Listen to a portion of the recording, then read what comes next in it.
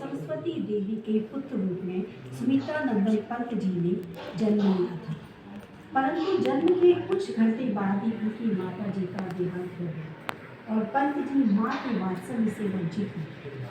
उनके बचपन का नाम गुसाई दत्त था, पर बाद में पंत जी ने स्वयं ही अपना नाम सुमित्रा नंदन पंत रख लिया। पंत जी को अपनी माँ की स्मृति अत्यधिक कचोटती रही। एकाधिक स्थलों पर उनका हृदय टूट पड़ा है। कहते हैं, मैं सोचने लगा, यदि वह माँ आज जीवित होती तो कितनी प्रसन्न होती। कितने दुख की बात है कि वह सरस्वती अपनी आंखों से इतना न देख सकी कि उनका पुत्र सरस्वती की आराधना करके कैसा यशस्वी बनेगा। छायावाद की प्रमुख स्तंभ पंत की चौथी कक्षा तक पढ़ाई उनके गांव कौसानी में संपन्न हुई। उसके बाद सरकारी विद्यालय अल्मोड़ा में उन्होंने प्रवेश लिया। 9वीं कक्षा उत्तीर्ण करने के बाद वे बनारस चले गए। बनारस के बाद पंत जी ने प्रयाग के लोअर कॉलेज में प्रवेश लिया। उन दिनों वे हिंदू बोर्डिंग हाउस में रहा करते थे। तभी से उन्होंने कविता रचना प्रारंभ कर दी थी। हार नामक उपन्यास उन्होंने 15 वर्ष की अवस्था में लिखा। 1928 ईस्वी में उनके पिताजी का देहांत हो गया, जिससे कवि का जीवन अस्त व्यस्त हो गया।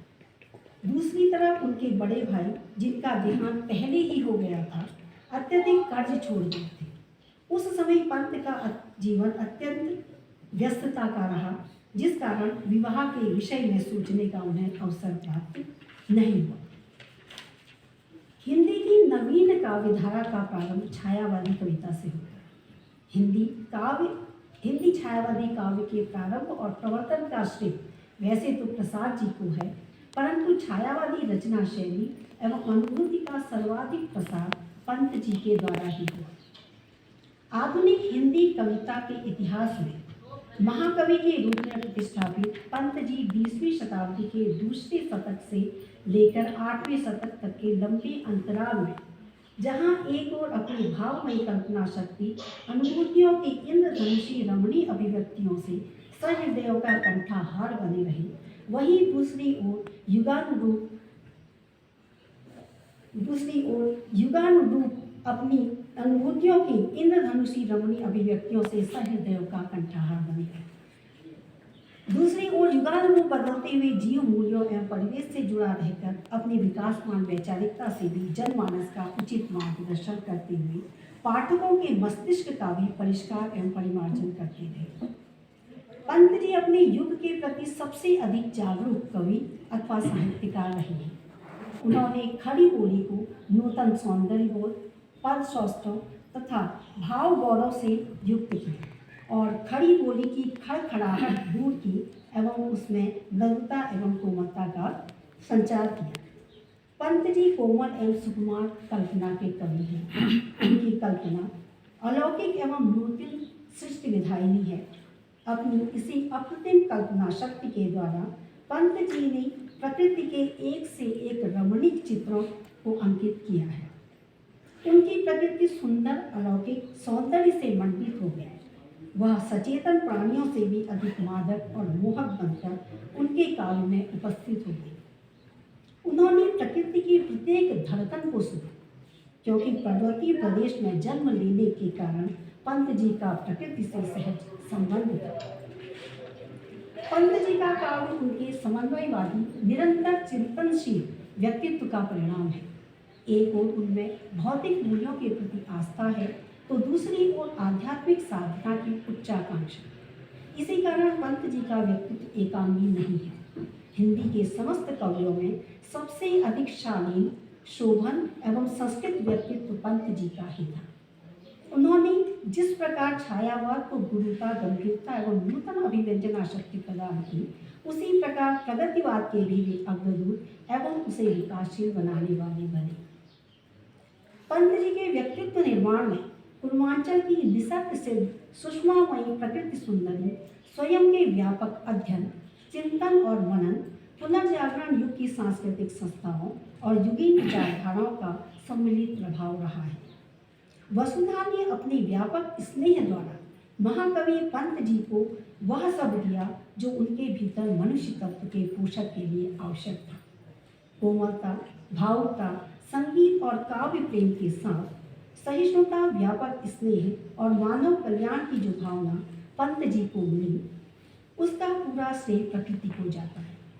जन्म से ही माँ के आंचल की छांव से वंचित पंत को माँ प्रकृति ने अपनी स्नेह छाया के इंद्रधनुषी आंचल में सदैव इतना सम्मोहित किया तथा आत्मविभोर किया कि बचपन का असहनीय एकाकीपन उसमें नैराश्य, उदासीनता और कुंठा को जन्म नहीं दे पाया। पंत जी का व्यक्तित्व अत्यंत सूक्ष्म एवं निरीह है। तन से सुंदर एवं मन से कोमल एवं संवेदनशील पंत जी सौम्य, शांति प्रिय, उदार व्यक्ति थे। पंत को प्रकृति के साथ अकेले रहना अत्यधिक प्रिय था।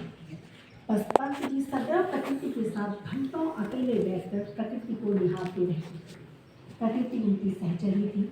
उन्हें प्रकृति से इतना लगाव था कि वे भीड़ भाड़ वाले स्थान में जाना पसंद नहीं करते थे। वे स्वयं पंत जी ने कहा है, पंत जी ने अपने को जन भीरू कहा है, परंतु जीवन और जगत की गतिविधियों के सूक्ष्म दृष्टा थे तथा हर गतिविधि से स्वयं को परिचित रखते थे। सरस्वती पत्रिका के भूतपूर्व संपादक पंडित देवीदत्त शुक्ल कहा करते थे कि पंत जी के बालों में भी कवित्व था। जाने कितनों ने इन बालों की नकल करके कवि बनने का प्रयत्न किया था। पंत जी का साहित्यिक जीवन सन 1907 से ही प्रारंभ हो गया था, तथापि उनकी पहली कविता सन 1916 में अल्मोड़ा अखबार में तंबाकू और धुआं नाम से प्रकाशित हुई। 1921 में कॉलेज छोड़ने के पश्चात पंत जी ने वीणा तथा ग्रंथि की रचना की। 1922 में इनकी प्रथम काव्य पुस्तक उच्छ्वास का प्रकाशन हुआ। 1926 में पल्लव कविता आई और इसके साथ ही पंत जी ने जो भूमिका दी, उससे छायावाद के संबंध में अनेक भ्रांतियों का निराकरण हो गया। इसके पश्चात सन 1930 तक कई अस्वस्थ रहे और सन 1931 से 1940 तक काला कांकर चले गए। लगभग 10 वर्षों तक वहीं रहे। इसी बीच गुंजन, ज्योत्सना, युगान, युगवाणी और ग्राम्या प्रकाशित हुए। काला कांकर में कवि के सौंदर्य प्रेमी हृदय को गांव की अत्यंत दयनीय अवस्था देखकर अनेक बार कठोर चोट पहुंची और उनका विचार जगत शुद्धता विचलित होता रहा, जिससे वह अल्मोड़ा लौट गए। सन 1942 में उनकी भेंट प्रसिद्ध नर्तक उदय शंकर से हुई। वे उनके साथ जुड़कर लखनऊ, आगरा, कानपुर, बम्बई आदि स्थानों में घूमते रहे। उदय शंकर की प्रसिद्ध चित्र कल्पना के लिए पंत जी ने ही गीत लिखे। उनका चित्र मद्रास में, जो वर्तमान में चेन्नई नाम से जाना जाता है, बन रहा था। वहाँ उदय शंकर जी के नृत्य केंद्र में महर्षि अरविंद के सचिव की पुत्री अनुसुईया जी नृत्य शिक्षा प्राप्त कर रही थी। वे महर्षि अरविंद से अत्यधिक प्रभावित थी और उनके दर्शन के बारे में भी बताया करती थी। इसी कारण सुमित्रा नंदन पंत की अरविंद दर्शन में जिज्ञासा बढ़ती रही। वे महर्षि अरविंद से मिलने के लिए तथा उनके दर्शन ज्ञान को प्राप्त करने के लिए बेचैन होते। सन 1945-46 में पांडिचेरी जाकर के महर्षि अरविंद के दर्शन उन्होंने प्राप्त किए। अरविंद दर्शन के सभी ग्रंथों का कवि ने एकाग्र चित्त होकर अध्ययन किया, जिससे वे अत्यधिक प्रभावित हुए। सन 1947 और 1948 में स्वर्ण किरण, स्वर्ण ध्वनि की रचना की। 1949 में उत्तरा और युगपत, 1955 में अतिमा तथा 1957 में वाणी का प्रकाशन हुआ। सन 1958 की कविताओं का संग्रह कला और बूढ़ा चाँद शीर्षक से प्रकाशित हुआ। इस कृति को सन 1961 में साहित्य अकादमी द्वारा पुरस्कृत किया गया और इसी समय भारत सरकार ने उन्हें पद्म भूषण की उपाधि से भी सम्मानित किया। 1965 में साहित्य सम्मेलन में पंत जी को साहित्य वाचस्पति की उपाधि दी। लोकायतन पर इन्हें सोवियत लैंड नेहरू पुरस्कार मिला तथा चिदम्बरा काव्य पर महत्तम पुरस्कार ज्ञानपीठ पुरस्कार का प्रदान किया गया। पंत जी निरंतर युग धर्म की अभिव्यक्ति अपनी कृतियों में करते रहे हैं। युग की हर छोटी व बड़ी हलचल ने कवि को प्रभावित किया है। कवि ने अपनी प्रतिक्रिया कृतियों के माध्यम से व्यक्त की है। उनका व्यक्तित्व मूलतः मानवतावादी तत्वों से बना है। पंत जी ने प्रथम कविता तंबाकू और धुआं सन 1916 में जो लिखी थी, पंत जी हिंदी काव्य के ऐसे कवि हैं जिनकी कविता ने समय के अनुसार अपना स्वरूप बदल लिया। उनकी प्रारंभिक कविताएं छायावादी काल की हैं, जिसमें उन्होंने प्रकृति को प्रमुख स्थान दिया। बाद में उनकी कविताओं ने प्रगतिवाद का मार्ग अपना लिया। इस समय की रचनाओं में कवि ने शोषण का विरोध करते हुए गरीबों के प्रति सहानुभूति व्यक्त की। इसके बाद की रचनाओं में कवि अंतश्चेतनावाद से प्रभावित हुए, जिसमें वे अरविंद दर्शन से प्रभावित हुए। पंत काव्य का चतुर्थ चरण नव मानवतावादी कविता का है, जहाँ वे नव मानवतावाद का संदेश सुनाती है। सुमित्रानंदन पंत की 19 वर्ष तक की काव्यश्री वीणा में सुरक्षित है।